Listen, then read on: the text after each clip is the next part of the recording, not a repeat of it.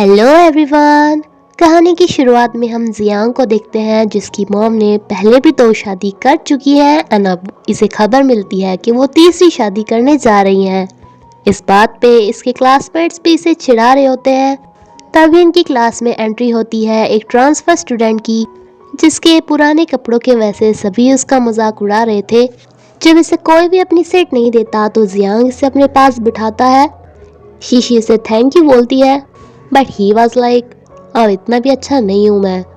जिसके पास बुक नहीं थी उसे टीचर पनिश करने आ रहे थे तो जियांग इसे अपनी बुक देकर अपने आप बाहर पनिशमेंट के लिए चला जाता है। शीशी देखती है कि इसने किसी के साथ फाइट की, इसलिए इसे दवाई लगाती है।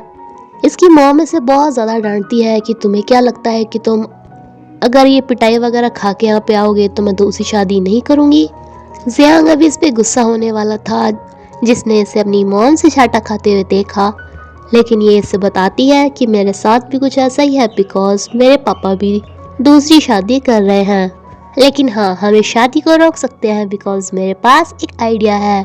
ये अपना इसका फैमिली कार्ड मंगाती है एंड इन्हें फाड़ देती है कि जब तक ये नहीं बनेंगे तब तक तो कम से कम शादी नहीं कर पाएंगे। लेकिन अगले ही पल इन्हें पता चलता है कि इनके मॉम एंड डैड आपस में ही शादी कर रहे हैं।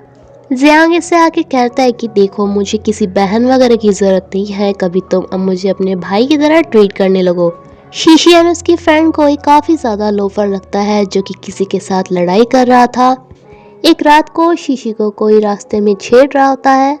जियांग का फ्रेंड इसे कहता है कि देखो वो तो तुम्हारी होने वाली स्टेप सिस्टर है ना, उसे कोई छेड़ रहा है। लेकिन ये इसे कहता है कि उसी की गलती है, वरना उसे इतनी रात को घर आने की क्या जरूरत थी। एंड ये बोल के यहाँ से चला जाता है। जब ये घर आता है तो इसकी मॉम इसे डांटती है कि तुम फिर से किसी से लड़ाई करके आए, लेकिन शीशी इन्हें बताती है कि इसने आज मेरी प्रोटेक्शन की वजह से उसके साथ लड़ाई की।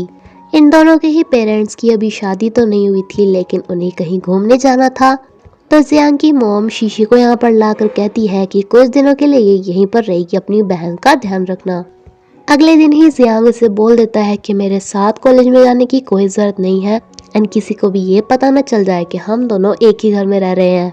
शीशी को कुछ लड़कियां बुली कर रही होती हैं। इसके सामने तो ये इसे इग्नोर करता है, लेकिन जब शीशी इसके पास नहीं होती तो ये इन लड़कियों को डांट कर भगा देता है। शीशी को इन लड़कियों ने पानी वगैरह डालकर परेशान किया था, जिसपे जियांग इसे कहता है कि आखिर कब तक तुम ऐसी रहोगी। लेकिन इन दोनों की आपसी बहस के चक्कर में इनकी किस हो जाती है। कुछ बंदों को पता चल गया था कि ये इसकी स्टेप सिस्टर बनने वाली है, तो वो इसका बदला इसकी स्टेप सिस्टर से लेने वाले थे। लेकिन मेन टाइम पर जियांग यहाँ पर आ जाता है एंड इन सब की तुड़ाई करता है, जिसपे से खुद भी बहुत ज़्यादा चोट लग गई थी। लेकिन ये से कहता है कि मैंने तुम्हारी वजह से नहीं मारा, बस मेरी उनसे पहले से ही दुश्मनी है। नेक्स्ट डे शीशी देखती है कि इसे बुली करने वाली लड़कियों को आज जियांग बुली कर रहा है एंड शीशी से कहता है कि पता नहीं मुझे लड़कियां क्यों नहीं पसंद, इसलिए मैं ऐसा कर रहा हूँ।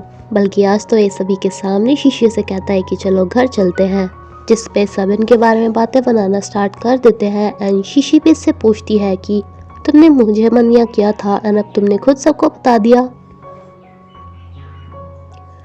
जियांग का फ्रेंड इसे कहता है कि यार मुझे तेरी स्टेप सिस्टर तो बहुत पसंद आई, मेरी से बात कराना। ये ऐसे कहता है कि अगर तू मेरा फ्रेंड ना होता ना तो मैं तुझे 2 लगाता। जिस पे इसका फ्रेंड कहता है कि अरे तुझे क्या हुआ, कहीं तो इसके लिए फीलिंग्स तो नहीं रखने लगा। इस पे बोल देता है कि ठीक है चल मैं तेरी हेल्प कर दूंगा। उसे सेड्यूस करने में उसे ना रेड रोजेस बहुत ज़्यादा पसंद है। ये रेड रोजेस देखकर ही भाग जाती है एंड जियांग कहते हैं कि पता नहीं किसने दे दिया, उसे मालूम नहीं क्या कि तुम्हें इससे एलर्जी है। ये इसे बताता है कि शीशी को स्पाइसी फूड बहुत ज़्यादा पसंद है, जबकि इसे स्पाइसी फूड बिल्कुल भी पसंद नहीं था। एंड ये नोटिस करती है कि ये लड़का तो अब इसका पीछा भी करना स्टार्ट कर दिया है, क्योंकि इस बेचारे को जियांग ने ही बोला था कि पता है शीशी ना घर पे अकेली जाती है तो तुम उसके साथ साथ चला करना, जिससे उसे प्रोटेक्शन फील हो। एंड अभी शीशी को खुद ही बचा के कहता है कि ये लड़का बिल्कुल पागल हो गया है, हाथ पैर धोकर तुम्हारे पीछे पड़ गया है। बाद में बेचारा बोल ही देता है कि यार मैं इतनी मेहनत कर रहा हूँ कुछ भी नहीं हो रहा। तो जियांग से कहता है कि अरे वो तुम्हारी टाइप की नहीं होगी।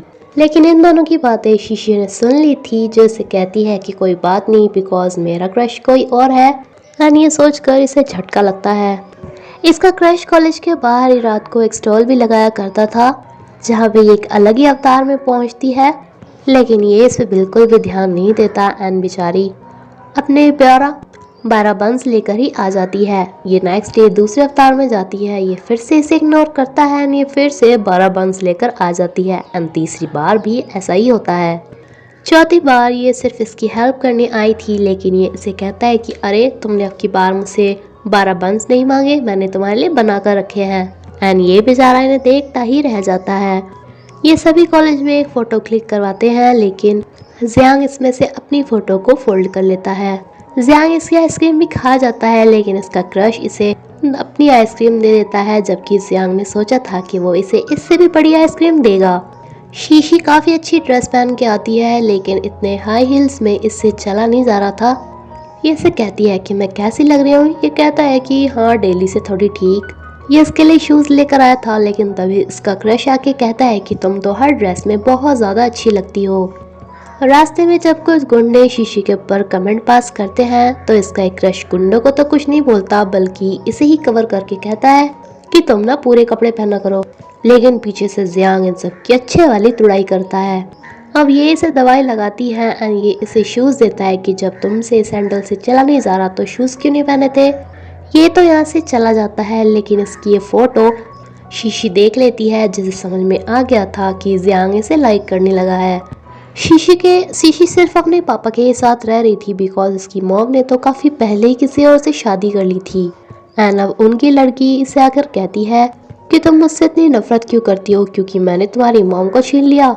लेकिन इसकी ये कमज़ोरी थी कि ये लड़की जियांग को बहुत ज़्यादा लाइक करती थी। जब इसके बारे में शीशी को पता चलता है तो शीशी जियांग को कहती है कि तुम मुझे लाइक करते हो ना, एंड इसे इसके सामने ही किस करती है। ये लाइब्रेरी में जाती है, जहाँ पे फिर से इसे यही लड़की मिलती है, इसलिए फिर से जियांग को किस करती है। डैनी कहीं और जाते हैं, फिर से इस लड़की को देखकर ये ऐसा ही करती है। ये लड़की देखती है कि जियांग यहाँ पर आ रहा है, तो ये जानबूझकर इससे कहती है कि अच्छा मैंने तुम्हारी मॉम को तुमसे छीन लिया, सिर्फ इसीलिए तुम जियांग को प्यार करने का नाटक कर रही हो ना मेरे सामने। ये कहती है कि हाँ ऐसा ही समझ लो, लेकिन तभी यहाँ पर जियांग आ गया था, तो इसे समझाना स्टार्ट करने वाली थी कि नहीं नहीं ऐसा कुछ नहीं है, लेकिन तभी जियांग इससे कहता है कि अच्छा इतनी बार किस करके आप पीछा छुड़ा के कहाँ जा रही हो। दरअसल जियांग को तो इस बारे में पहले से ही पता था, इसलिए जब भी इसे पता चलता था कि ये लड़की अब लाइब्रेरी में जा रही है, तो ये भी लाइब्रेरी में पहुंच जाता था, जिससे कि शीशी उस लड़की को चिढ़ाने के लिए इसके और क्लोज आए। एंड इसी के साथ ही ये एपिसोड ये पे खत्म होता है फ्रेंड्स।